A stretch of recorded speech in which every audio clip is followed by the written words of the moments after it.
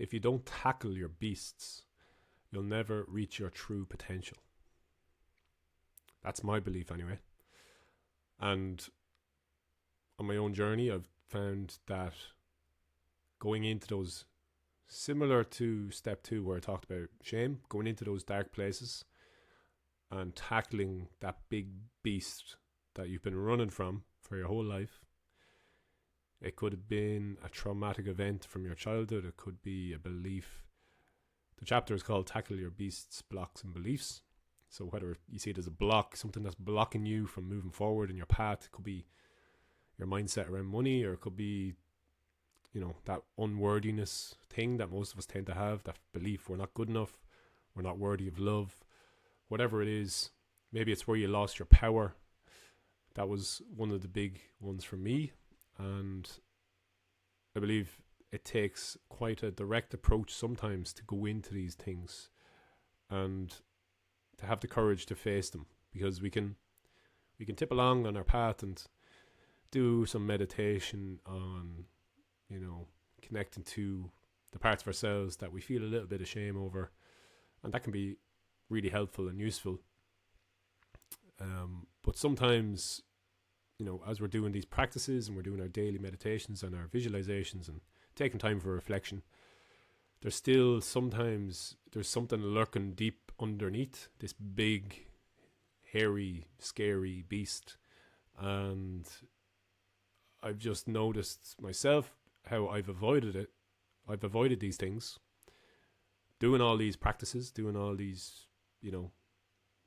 reading all these books, and they say to do this and do that and change your beliefs and change your life. But if we don't deal with that underlying trauma that's causing this fear or this belief to really be holding on hard, then we'll probably either take a long time to move past it just through subconscious reprogramming, or it will always hold us back. My fear is that I don't know, because I've started to move into these things and tackle them. I don't know if I didn't do that, would I be able to just meditate them away and visualize them away? I don't believe so. Or even tapping, a great technique for fears and stuff like that. But if it's quite deep rooted, I feel sometimes we need to go in and feel the pain that we were avoiding and go through that and move through that, because there's often lots of lessons in these things. If you don't have a clue what I'm talking about, that's fine. I'll try and make some sense of it in this video. And I suppose the key thing for me is to do these in a safe environment. I'm not saying, to go rogue and go into a dark cave for 10 days and tackle your fears, your deepest fears. I'm saying, there's ways of doing it that are safe and not as scary as you might think.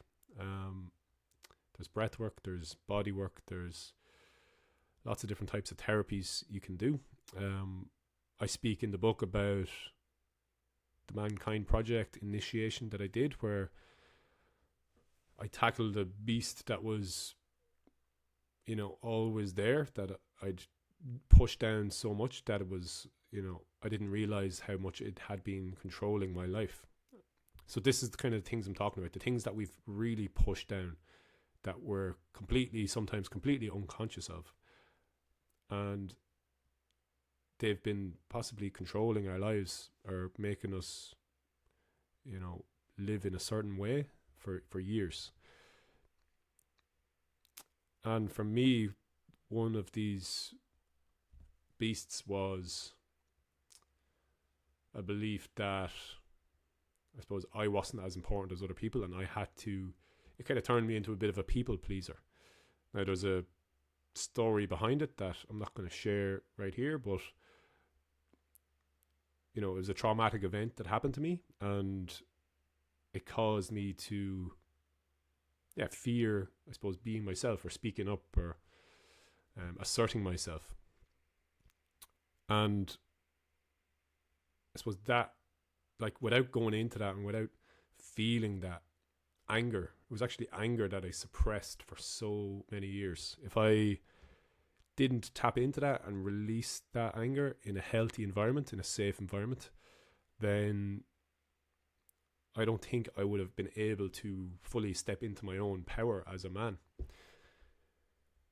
So this is a really big one. It's probably one of my favorite steps in some sense, because it's not often talked about in books. I haven't read about it in loads of books where self-development stuff.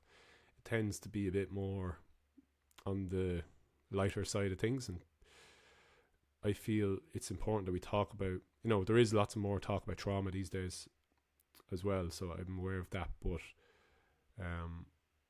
things, especially around anger and suppression of anger, is not talked about as much. And I think, especially for men, to really connect to our power, we need to see where our power was taken. And I think it's an experience that you can talk about all day, but until you experience it, you won't really fully understand the importance of it. And there's lots of men's groups out there that do work with anger and work with this, and it's just important you find, if you're looking to do something like this, important you find someone you feel safe with. There's also different, loads of practitioners you can go to for one-on-one therapies to kind of go into some of this deeper trauma stuff if you're ready. But this is not a step I would take lightly, because it can be quite scary for people, and it can take a bit of time to integrate after. Sometimes I've went through some experiences where I needed like a week off work because I just, it was quite intense and hard for me to grasp. I couldn't just go back to, chatting on a Zoom call or doing a workshop in a school. I had to take some time to really integrate. So I think you'll know when you're ready for this. And I do mention in the book, if you ever are unsure of who to go to, or you're ready but you're not sure what step to take, you can just email us at Wolf Academy and we'll try and guide you in some direction if you're in Ireland. But I'm sure there's plenty of people out there nowadays that can help you with these things. And again, it kind of similar to step 2 when you go into shame, when you go into these big blocks and tap into your, where you lost your power or where some traumatic event happened, there is a sense of liberation afterwards that can, really free you to become more of who you are and to reach your potential. I notice now the sun is beaming in a lot and my face is going a bit darker, but I suppose this is a bit of a darker topic in some sense. But I think if we just keep avoiding these big beasts and just keep, working just on the beliefs and the more, mindset side of things, I think, we're only kind of running away from ourselves. So this is a big step. There's a bit more context in the book that I go through, but for me, having that strong vision of who I want to be and my purpose and the people I want to help, that's what always motivates me to continue going deeper into these blocks if they come up. And that's the other thing. I don't think you don't need to go into all of your deep traumas and heal them all, and that's the only way you'll be free. I think we'll always have stuff coming up, and the deeper you go, sometimes the deeper it gets. So for me, it's when is it blocking me? When is there a block in my life that, I'm trying to bring the business to this level, or I'm trying to bring my relationship deeper, and there's something blocking me here. That's, for me, that's when I'm like, right, now it's time to go into this. So hope that makes some sense. Any questions, please reach out, and I would love to hear your comments and feedback. And I hope you enjoy the book. You can check it out on Amazon, or if you're in Ireland, I can post it out to you if you message Wolf Academy or send us an email. And I hope you have a great day.